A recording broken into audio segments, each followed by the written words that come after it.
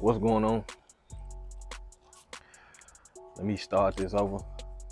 If y'all see this and this one works, it means that I actually did it right on the camera before the camera stopped moving the wrong way on me, because every time I move my hand a certain type of way, it stops on me. You see the timer? Okay. 15 minutes to get through this. Because we ain't gonna take too long. We ain't gonna hold your time all day long. Let me say this statement. Tell me what you think about it. I'm gonna say it twice, but let me say this statement. You're not in a relationship. You've allowed yourself to be a hostage in someone else's unfortunate lifestyle. All right. Say it again. You're not in a relationship. You've allowed yourself to be a hostage in someone else's unfortunate lifestyle. So many times we attempt or try to avoid the fact that there may be, I'm not gonna say for everybody, underlying issues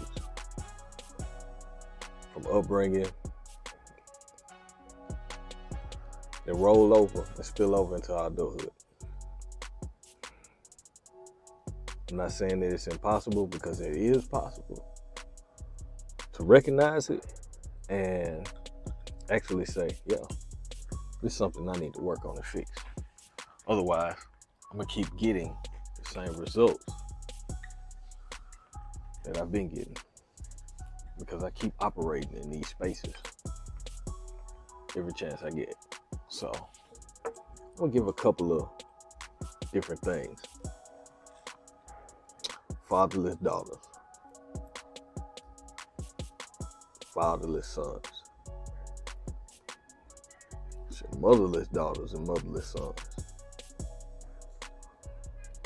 hypersensitive mothers. How did I say it like that? We're gonna say it again. Hypersensitive mothers, hypersensitive fathers, abusive parents. Let's see if I can get this last one out. Tongue be working ridiculous. Manipulative parents. Maybe we should get into certain scenarios when it comes to this.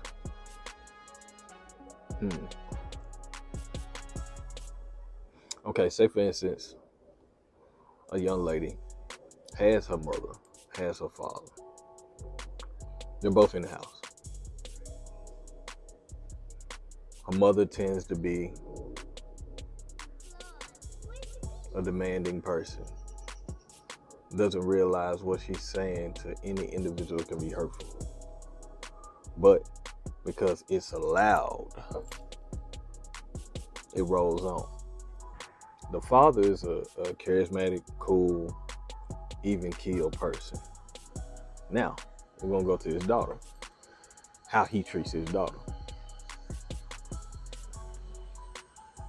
She's his princess. She can do no wrong. There's really little to no correction when it comes to her. All right. When she gets older, she gets to looking for a man who's almost a mirror image of her father, right? So what does that mean? She's grown up to be a princess. No man can correct her. No man can show that he's a certain type of man, you know what I'm saying? And it always has to be in the direction that's best for her. Otherwise, it's a problem, because she's never been wrong, never seen wrong. See how this thing moving? Ooh, move with me. No, I'm just playing. But she's never been considered wrong, so anytime somebody chooses to correct her, she doesn't see any wrong in it. So she's defensive about her stance because she's always right. All right, let's go to a young man. He grew up with his mom. His father wasn't there, so he didn't have that certain type of balance that we always talk about. His mama worked her tail off. amazing woman. She gave him everything that he could ever ask for. He was always given everything, from clothes to food to different ordeals. He was barely doing anything for himself because his mom made sure she did it. She overworked herself and didn't allow him to learn and to figure out and maneuver his way, because she pretty much ordered all of his steps. All right. He gets into a relationship. Now this woman that's with him is, I won't even say she's complaining. I'm saying she's disgruntled because she feels like there's no balance when it comes to the load with them. Because she feels like she's doing everything and he feels like he's fine.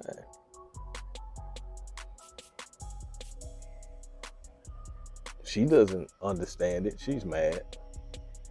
But all he's known is a woman doing everything for him.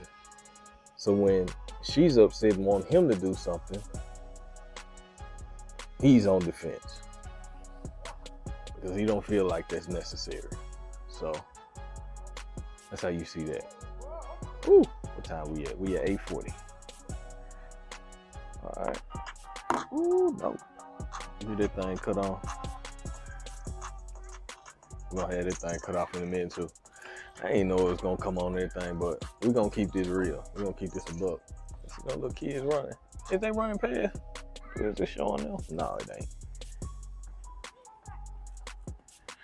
Yeah. So there's two situations.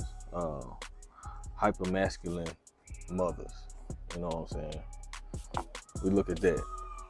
Mother's always aggressive. Always tough about things. She doesn't show any sign or form of sensitivity. What do you think a kid gonna do? Male or female? It's just gonna be tough. This all I know. This all I know. So a guy is too tough on this woman because all he knows is a tough woman. A young lady is super masculine with a man who's like, man, who the bigger man in this relationship, you or me? Because all she seen was a masculine woman, you know, super feminine dude, fathers, whatever. He always bickering, complaining, whining, all of this. And that's not to say that females do that all the time. See, that would be disrespectful to women, saying that all they do is complain, whine, and all this. But he's extremely emotional. Not saying that men don't have emotions, because we do have emotions and they should be valued, cultivated, and recognized as well. But he's on the defense of a catty man. So every time a woman comes to him with a problem, he got a tit for tat for her, or he wants to say this or wants to say this, or wants to pout and get into this emotional state and say, you just don't care, you ain't thinking. Come on, bro. For real. For real. For real. Abusive parents. Now, it's unfortunate that kids have to see two adults being in any shape, form, or fashion abuse. I will say that emotional abuse is way more extreme than physical abuse. And that's only if the physical abuse is not detrimental, you know, or one of those things that causes somebody to lose their life. You know, I'm not saying abusive things aren't bad in a physical sense, but emotional can drive a wedge in even the most beautiful of things. So people growing up with abusive parents like that and attempting to get into relationships, their go-to resort is to either tear down the individual to make them feel like they're less than, or be combative physically. It's male or female, because that's all they seen, that's all they know, that's all they're accustomed to. And in most cases, with a lot of these different things, the person has a real strong remembrance in the wrong sense, in the negative sense about this, so they can keep that right here.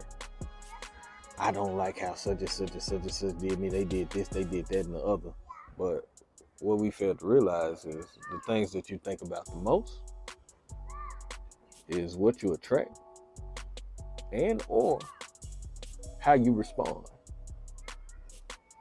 But we've never taken into account with all of that. Okay, we at 11:04. I'm gonna make sure that this doesn't go over 15 minutes. Manipulative parents, my God.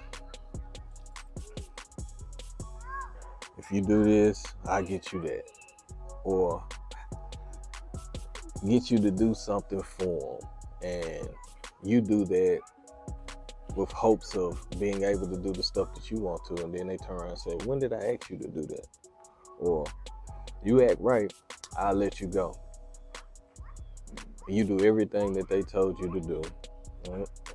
Time comes for you to do whatever you want to do.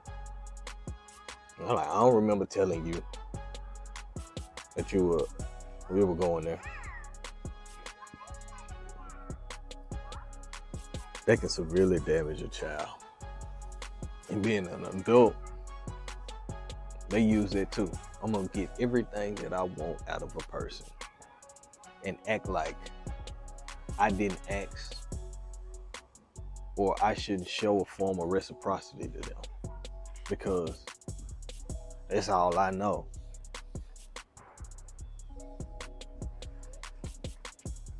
There's so many ways that all of this can go. You know, I'm just looking at how a lot of these things are, and a lot of individuals have fallen victim to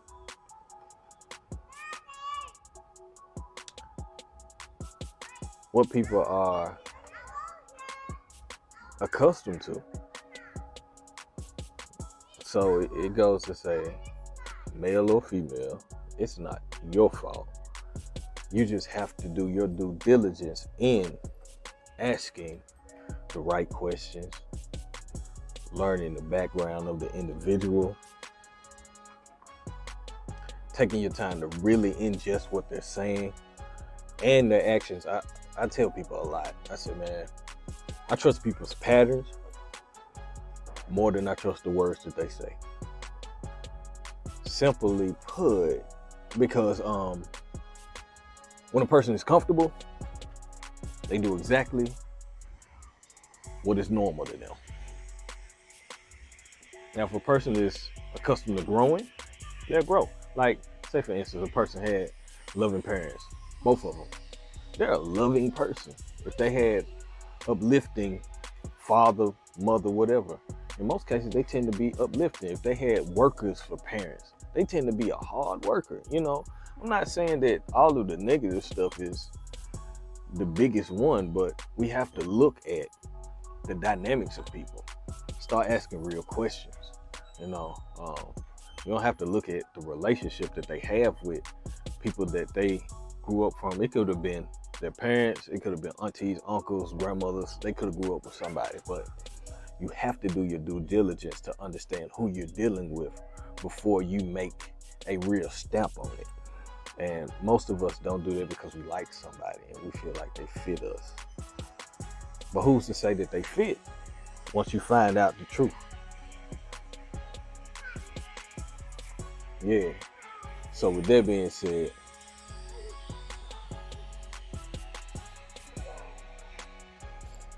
welcome to the gray area. And we're gonna see how they go. Y'all be easy.